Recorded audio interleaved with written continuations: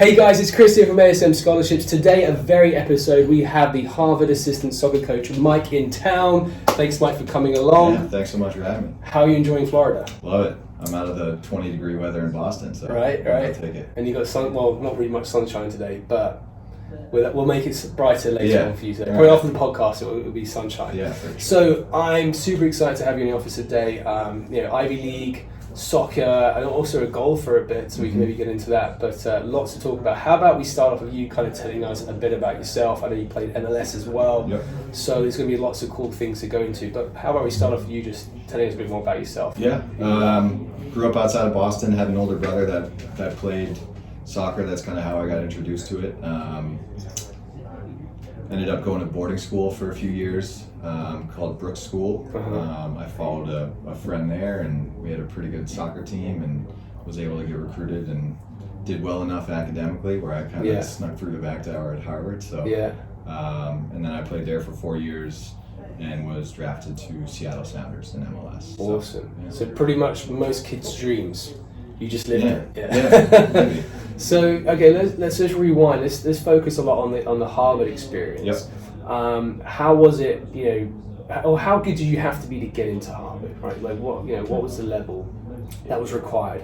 Was it different when you did it? Because you did it what, 2009? I graduated in 2009. So it's definitely, I think, getting more competitive. I think as college is in general. Right. But you kind of have to take care of stuff on the field and in the classroom, and if you don't have both, it's very difficult there. So obviously now you're the assistant coach there. What are you looking for? How good does a soccer player have to be to get to Harvard? I want guys that are motivated and want to play at the highest level. And so we have kids coming in that just played in the U17 World Cup with Italy and New Zealand and Croatia, and so these kids have the ability to become pros. Whether or not they get there or not is to be seen, but we want to strive for national championships. So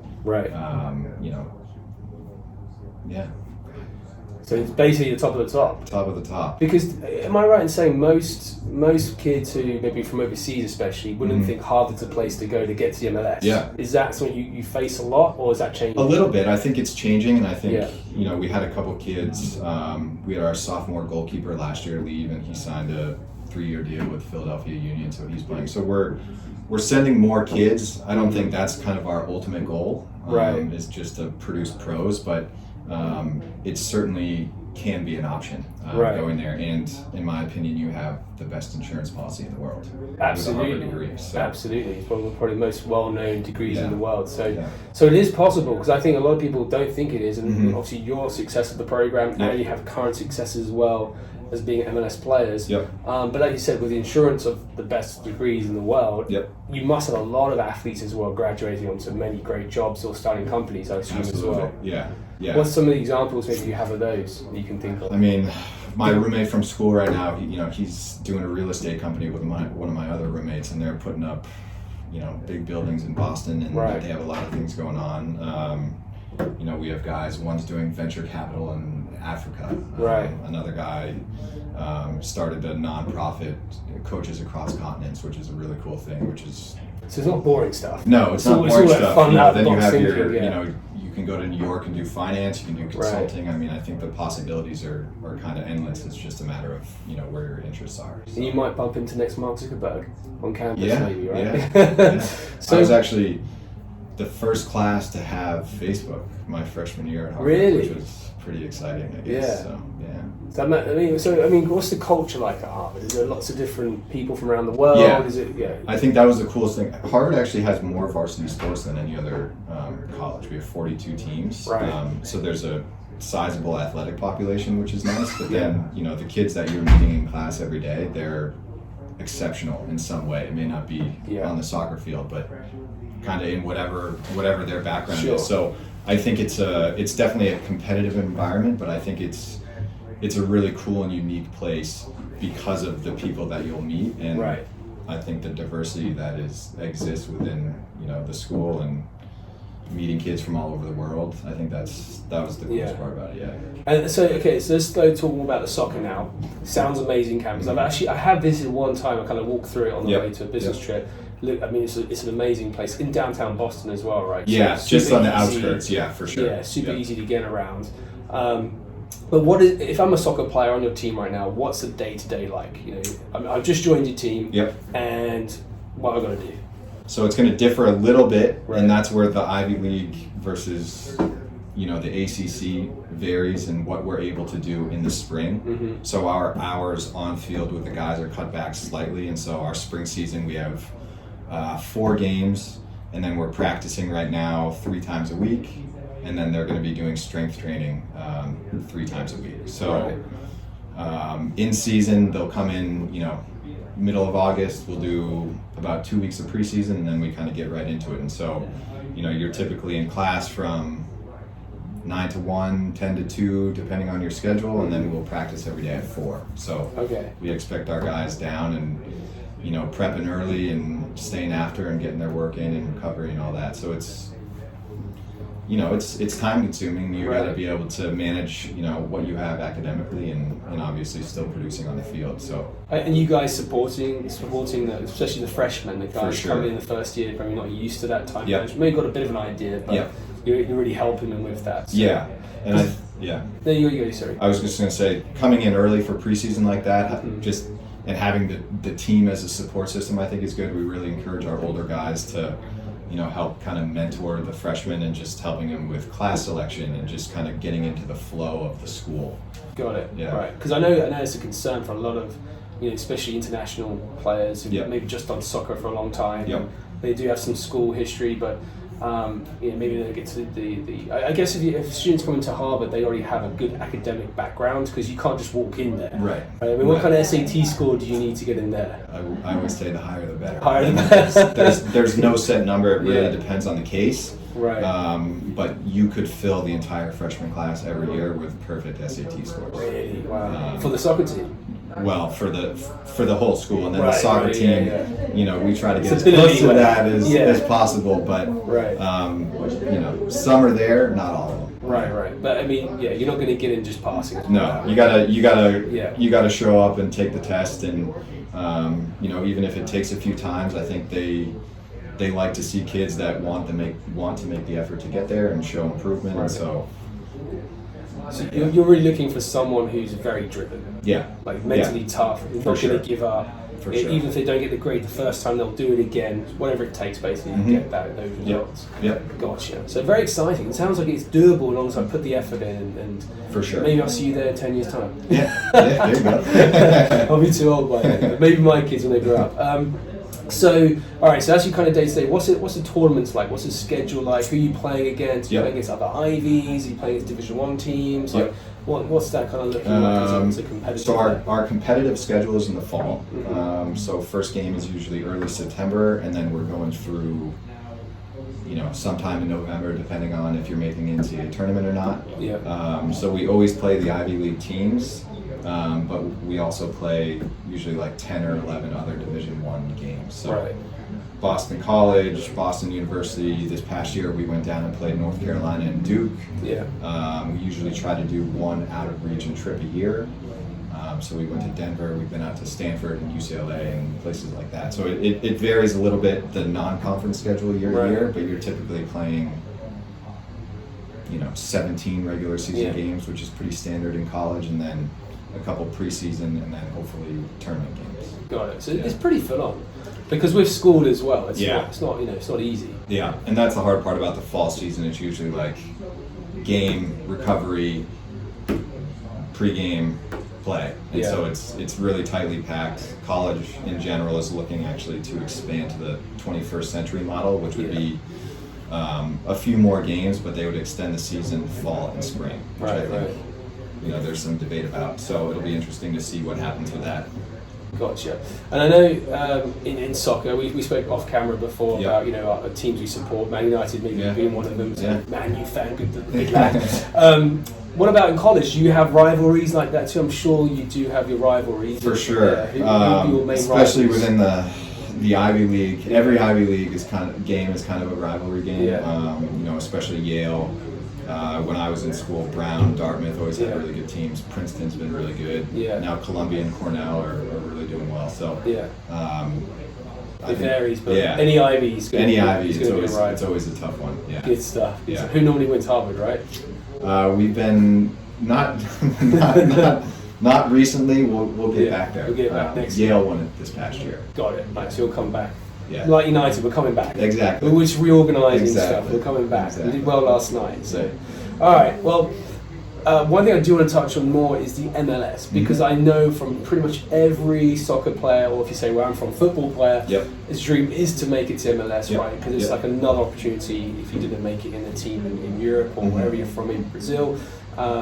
It is growing a lot, especially I know you're just down here for Beckham's team looking at some recruits. How did you find that? Did you find that that's growing down here a lot in Miami with Beckham's presence? I'm really curious how, especially that franchise, I think there's a lot of momentum behind it. I know they're still working out the stadium and everything like that. But there's a huge talent pool down here. And obviously Miami is a very appealing city, especially for the international guys. So. Yeah, that's what we came here. So all American pick the office now. Okay, I get it. Yeah. So I think it's going to do really well. Yeah. Awesome. So obviously, like a lot of these kids, they dream of being MLS players. But let's talk about you first. How did you make it to MLS? You obviously did Harvard, and then did you just get picked? Did you get drafted? What ended up getting drafted, but I would say it was a 20-year project kind of leading up to that, and just a lot of hard work. And I find a lot of kids nowadays say they want to be a pro, and my first kind of question is, well, what are you willing to give up? Because it doesn't just happen, and there's a lot of talented kids, and I think that's where kind of the mentality piece is what really separates those that end up making it versus not. But yeah, I was very fortunate, did well enough at Harvard to get some notoriety and get noticed. Was drafted by the Seattle Sounders. I chose to stay and graduate rather than leaving right away. And so the first half of that first MLS year, I was going back and forth from school. And then finally signed my full contract, I think, May of that year, right after graduation. So you're doing both. Yeah. So you're playing professional soccer now, which means I guess you weren't playing for the Harvard team. Right, because Harvard ends in the fall, and then the draft is in January, and then they kind of start right away. So I was actually going on the preseason trips, not telling the school, and then coming back and trying to get the work done. And then, Which for you probably wasn't. It sounds tough, but you're probably quite used to that already, because you were kind of maybe a bit more travel, but you were already kind of used to combining both. So for sure, it's worth to finish that degree and didn't skip 6 months early. Right? Exactly. So and for me, I figured going and trying to come back and finish it in 5 or 10 years, whenever that time would be that much harder. So education has always been super important, and it's been instilled by my parents. So getting that done, and then it was like you're going in with a fresh start, clean slate. You can really focus. Exactly. So how was the MLS? How was it playing for? It was great. It was. Beckham was there. You played against Beckham? Yeah, I played against Beckham. How was that? It was awesome. I mean, he's a legend. He just has this energy about him. What do you think made him different than everybody else you played against potentially? Hairstyles? I think he's an unbelievable passer. And I think, he got a little bit of stick, but I think his specialty in free kicks and just, he played central midfield that game at the time, and his diags and everything was just, he's so clean. Professional. So, but no, I was able to play against Man U twice. Played Barcelona, Chelsea, traded jerseys with Rio Ferdinand. Oh, really? Rio, he's a legend back over there. So experiences like that, I wouldn't trade for the world, and just kind of some of the players I got to play against was really cool. So it's just, do you think you would have got the opportunity if you didn't go to college? Do you think what I'm looking at is players in Europe, right? A lot of the system's built about going to academy soccer. And getting from there into the pros. We don't typically overseas do university. It's just, if you want to be a soccer player, you just go for it, right? And if you don't make it, you just kind of see what you can do. America's a lot different. America, the system's built around university, and then you go to turn pro, which I think is a better system. But if you got a kid who's listening to this, who's going to be 16, if they, I might get a pro contract, should I take that? Should I not? What would you recommend? I think it depends case by case. When I was kind of going through the whole process, MLS academies were not established yet. So the whole landscape was very different, and so it was only kind of college centric. Now you're seeing kids that are coming up through the academy being offered USL contracts. Some are getting first team contracts. Those are typically not super lucrative. And you know, I remember being on teams, and we'd have these young guys come in and get signed, and most of them don't make it. Yeah, they get to sign that pro deal, but nothing ever comes from it, you know, from a long-term standpoint. And just looking back at my experience, I found college to be very useful, and actually kind of helped me, you know, succeed more at the pro level because of some of the things I had to go through, and just, you know, one, maturity, two, learning how to play with guys that are 4 years older than you and that are men.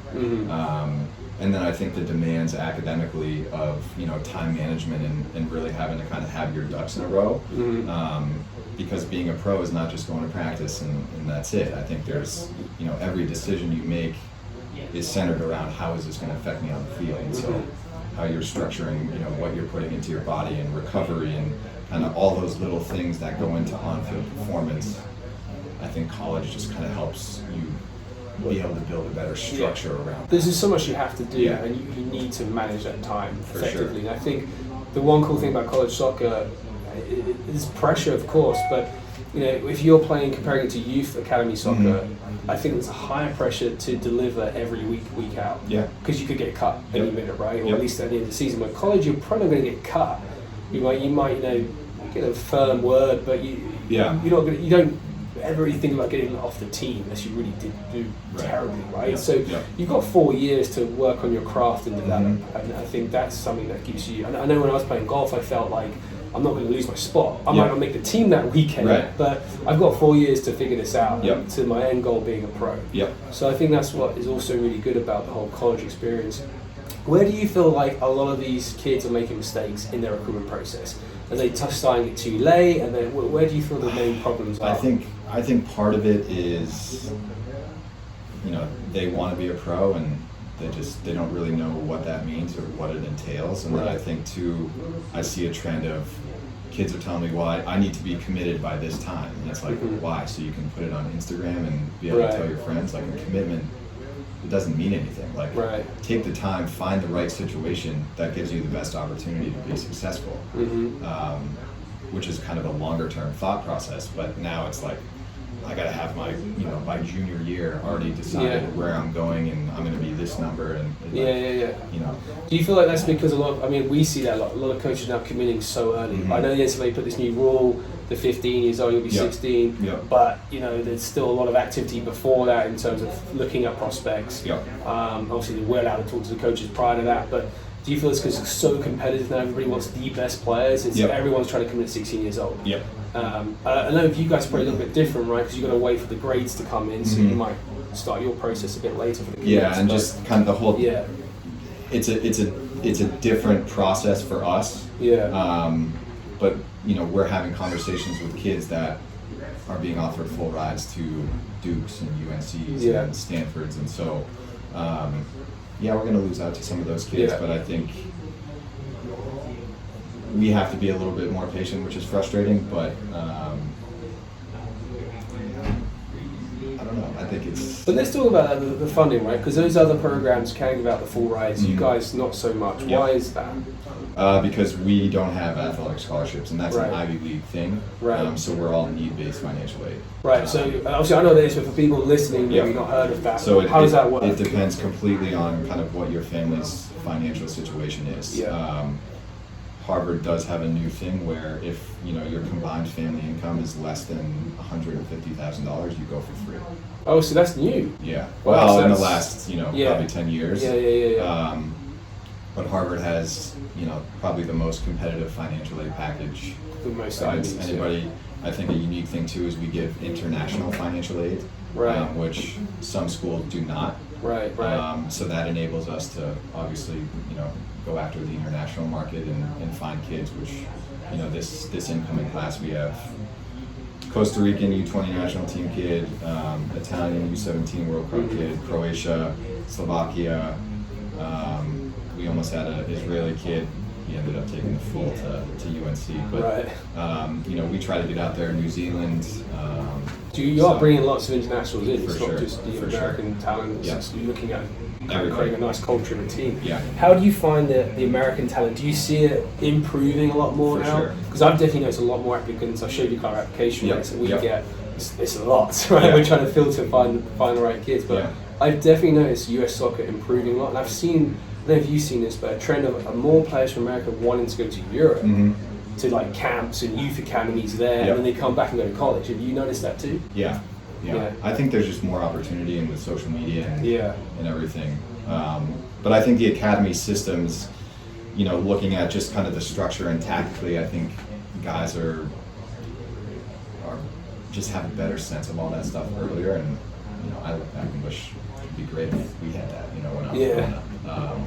So I think it's coming a long way. I think, you know, we have a long way to go, obviously. To kind of catch up to you guys, but you know, we're on the track. I think the MLS, you know, it's created some good momentum. I think it's grown a lot. I think it's going to continue to grow, and you know, hopefully we get more owners like David Beckham. You know, putting good resources into it. So I mean, you guys beat England in the South African. Did you beat us? We drew. I think we drew. We drew. Yeah, we should have beat you, and then then you guys scored that equalizer. That's right. So you guys are getting there. We're getting there. We have our moments. I think the last piece is the national team kind of getting over the hump a little bit more. Because I think that'll really create some momentum. You know, to the average kind of soccer fan. All right, I'll leave you with kind of one last question. What would you like to kind of give out as a piece of advice to any student or family watching this that you think could help them in their recruitment process, either for IVs, or yourselves, or just in general? What would you say is the best piece of advice? I still think, you know, the better you can do academically, I think the more options that's going to enable you. Because if you're a good player and you just don't have a certain benchmark, whether it be GPA or SATs, you're really limiting yourself. And so I think kind of taking care of the academic piece is just, again, going to give you more options. And then just like really try to get a sense of a fit rather than one place. Harvard might not be for everybody. You can still be successful and reach your goals on whatever path you take, but you got to own that path. I think we have a video called the secret sauce is securing a full-ride scholarship, and we talk purely about academics. Because as a coach, you know, I mean, not so much at Harvard because it's financial based on your wealth, but it's most programs, if you've got good academics, that coach can pull money from the academic fund versus the sports scholarship fund. So it makes a huge difference for them. Definitely more of a competitive edge. For sure. So I definitely see that. It's a great piece of advice. That a lot of kids, I remember when I was a kid, didn't really think much of it. You just think sport. Your mum and dad tells you that, but when it comes from the coach's mouth, it makes a difference. So hopefully kids listen to that, okay? Well, and you know, I'm on the other side of it now. You know, I was able to play professionally. I played in MLS for 8 years, and it's like everybody, even if you do make it pro, everybody thinks they're going to be the exception and they're going to play forever. And there's a lot of life after football. You know, and so I think the more you can do on the front end, it's just going to help better position you for whenever your playing career finishes. And ideally, you make millions of dollars and don't have to work again. But for most of us, that's not the reality. So you know, that's the other piece. Look, Coach Mike, I really enjoyed you coming in. I really appreciate it. I hope to come up there sometime, visit you guys as well, come watch a game. Welcome, for sure. I appreciate it, and I wish you a safe trip back to Boston. Thank you so much. Cool, thanks very much. Take care, man. Appreciate it, man. Cool.